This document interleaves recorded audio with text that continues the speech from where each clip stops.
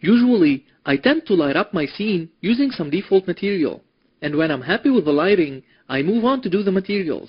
But like everything goes, there's always exceptions, like in our example here, where we will be lighting the scene with the indirect light emitting from our two light surfaces.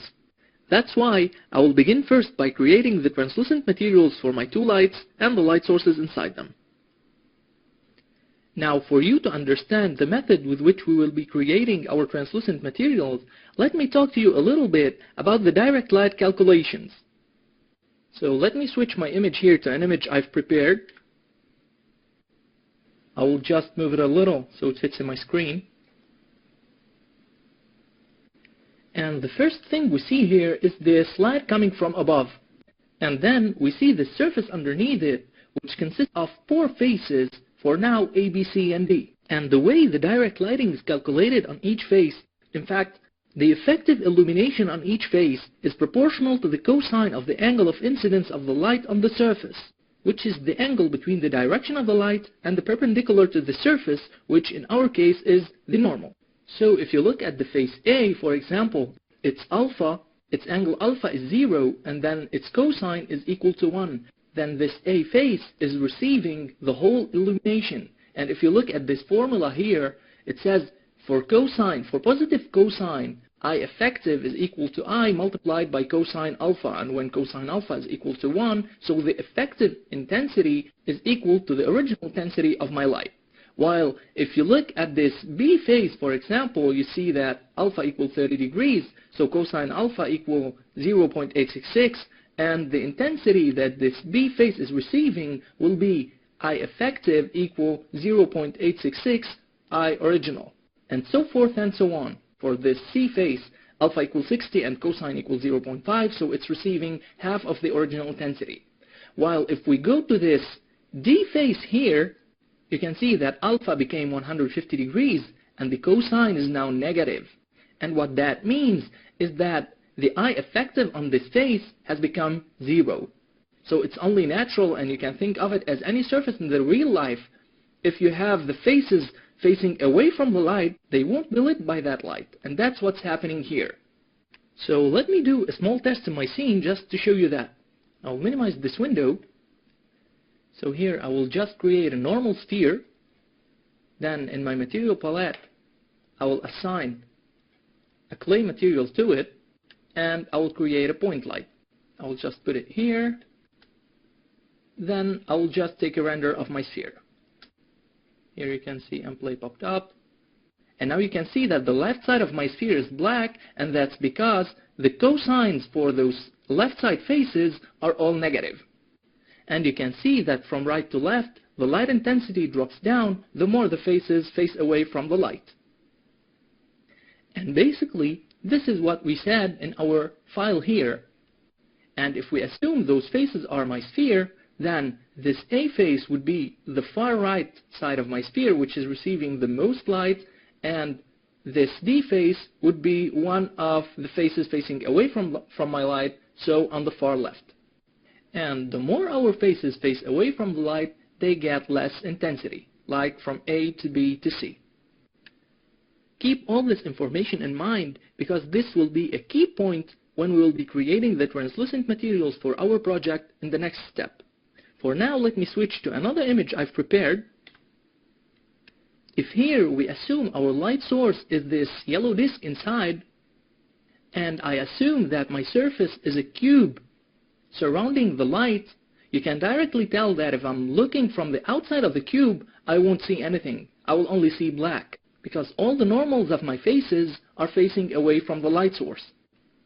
So what to do if I want this box to be a translucent material? One way to do so is by inverting those normal of my faces when calculating the color of the outside of my box.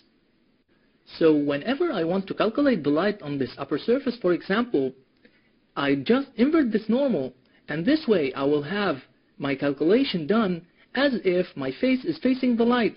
So I will have some light information on the outside, while my light in reality is not facing the outside of my cube, but I will have light information on the outside because my normal is inverted. So now I know how to get the effect of the light passing through my surface, since I can see it from the outside now, and this is what we will use to create our translucent material in the next step. So let me switch back to Houdini and create a translucent material there so you can understand better.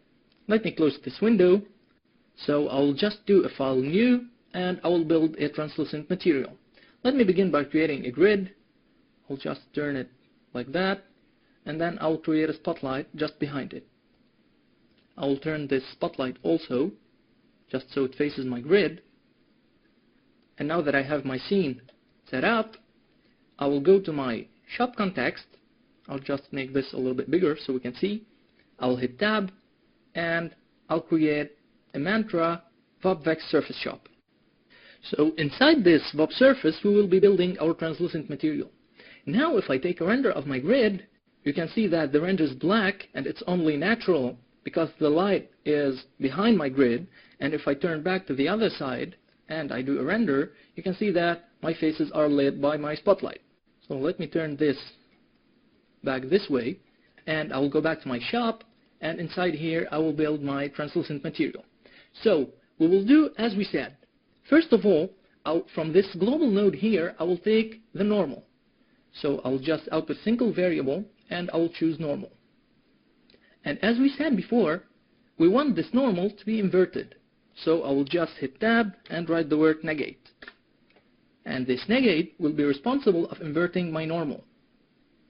Once my normal is inverted, I want to give it the lighting model. So let me create a lighting model.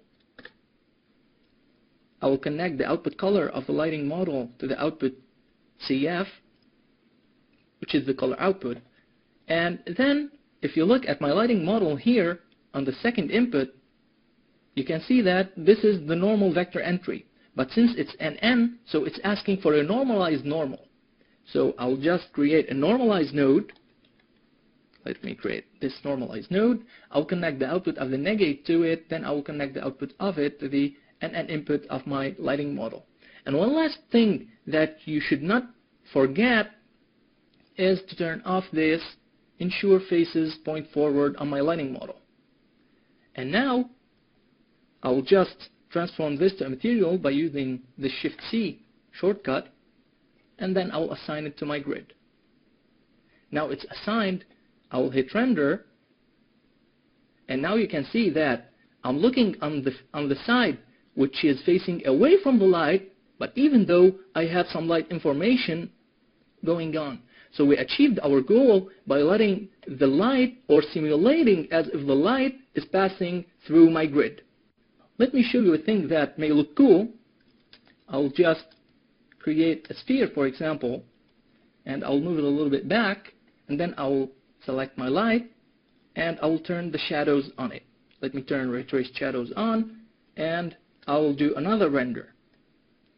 And now you can see the shadow of my sphere on the front side of my grid.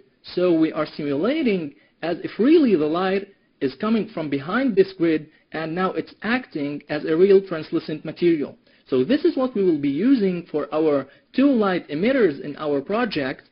This is the method we will be using to create our translucent materials for those two lights. So let us now move on to the real project and begin creating some materials and lights in it.